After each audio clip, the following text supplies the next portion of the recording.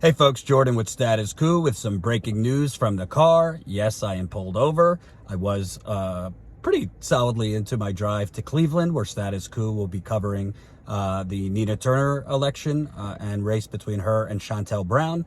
But I was sent this as I was driving.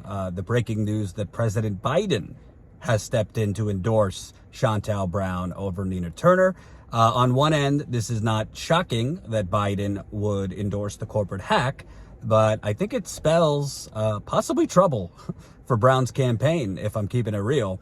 Biden has only endorsed one other candidate so far. This is only his second candidate endorsing, and he's endorsing her 5 days before the election. Let me explain the behind the scenes of how politics works. Endorsements don't happen overnight. The Brown campaign would have had to been lobbying the White House for this endorsement. Plenty of candidates are lobbying the White House for the endorsement. If you ask me, it might hurt those candidates in more areas than help, because Biden's unpopularity is so bad right now.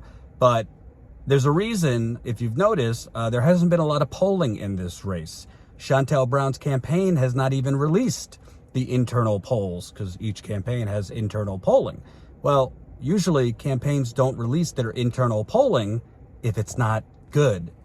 My strong suspicion, based on the crypto billionaire money flooding in last minute to try and prop up Shontel Brown and defeat Nina Turner. My strong suspicion, based on the big oil heiresses that are dumping in money to prop up Shontel Brown. My strong suspicion, based on the reporting I did the other day, that Reid Hoffman, co-founder of LinkedIn and PayPal, just dumped in $500,000 to a suddenly brand new super PAC, mainstream Democrats PAC, and 100,000 of that 500,000 went to Shontel Brown about a week and a half ago. Big money does not dump money in last minute unless there's some flares, unless there's some blinking red lights. And now you have Biden endorsing, which Shontel Brown's campaign is immediately going to start rolling out ads attaching herself for dear life around Biden, the same way Biden did, hugging and embracing to the point of nauseating around Obama when Biden was running for president. So, I don't want to oversell it that this means Nina Turner is winning or she's up in the polls. I don't have any polling, but what I do know, based on covering campaigns for many, many years, is you don't have all of this money last minute if the incumbent, if the corporatist is safely ahead. That's not how this works. So for those on the internet who have been, the doomers and exercising doomerism, Nina Turner's going to lose. Why bother? Well, people in Cleveland can vote however they want. But I'm telling you, the fact that all these billionaires are dumping in money last minute, the fact that Biden is now endorsing, the fact that, from what I have heard on the ground, Nina Turner's campaign is very, very far ahead in terms of knocking on doors. The amount of voter contacts they have made compared to their first race in August. Phone banking, text messages sent, phone calls sent, doors knocked. That matters in a congressional primary where, according to the early voting, voting is down as compared to the last primary. And also, Shontel Brown might be an incumbent, but she's only been in office for 4 months. There's a lot of Cleveland voters who have no idea who she is and didn't vote in the August primary because it was in the dead of summer, first week of August, and they didn't even know it was happening. That only had 17% voter turnout, the special election where Shontel Brown won. And to remind you, Shontel Brown only beat Nina Turner by 4,000 votes. 5,000 to 8,000 Republicans voted in that race and voted in the Democratic primary. On Tuesday, the Republican primary is the same day as the Democratic primary this time. 5,000 to 8,000 Republicans are not going to skip their primary to vote in the Democratic primary. You cannot vote in both. So when you erase 5,000 to 8,000 Republicans, Shontel Brown, that was her margin of victory. So I think a lot of people, people can support Nina Turner or not support Nina Turner. They could vote for her or not. It's up to you. But I think a lot of people wrongly have felt that she doesn't have a chance, or why bother? She does have a chance. And follow the money. The money is showing you she has a chance.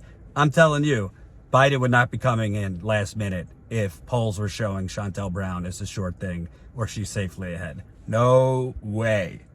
So this makes it even more exciting to cover. Win, lose, or draw. I think it's going to be closer than last time.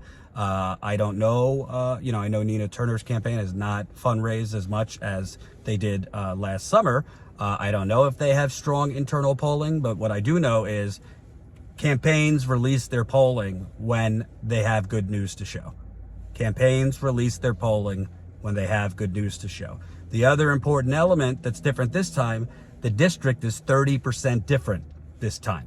Now you have Lakewood as part of this district, which is an area in Cleveland Bernie Sanders won twice in 2016 and 2020. You also have more immigrants in this district now and more young people in this district now, because obviously in August, college voters, college age students were not voting. They weren't in college. So between the new area and Lakewood, there's also more of Cleveland in this district now. Nina Turner won Cleveland by 10 points last time. So there's a lot of signs that this is going to be closer than last time. I can't make predictions, but make no mistake, the fact that they're dumping all this money in, I'm sure as soon as I get to Cleveland, I am going to be seeing a bombardment of ads hitting Nina Turner and, hitting her for bowl of shit comments and calling her anti-Semitic and saying she's divisive and all the usual best hits. So up to you whether to support Nina Turner, whether to donate, volunteer, et cetera, et cetera.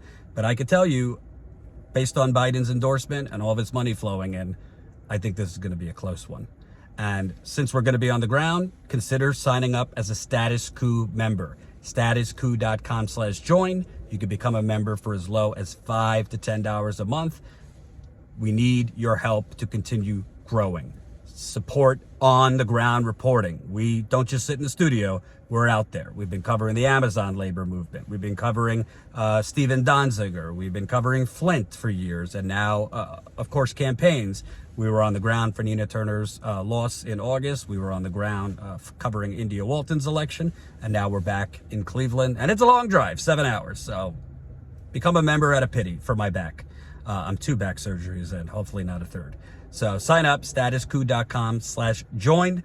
And if you can't support us financially, you can join our text list, StatusCoup.com/text. We will be live starting Sunday in Cleveland.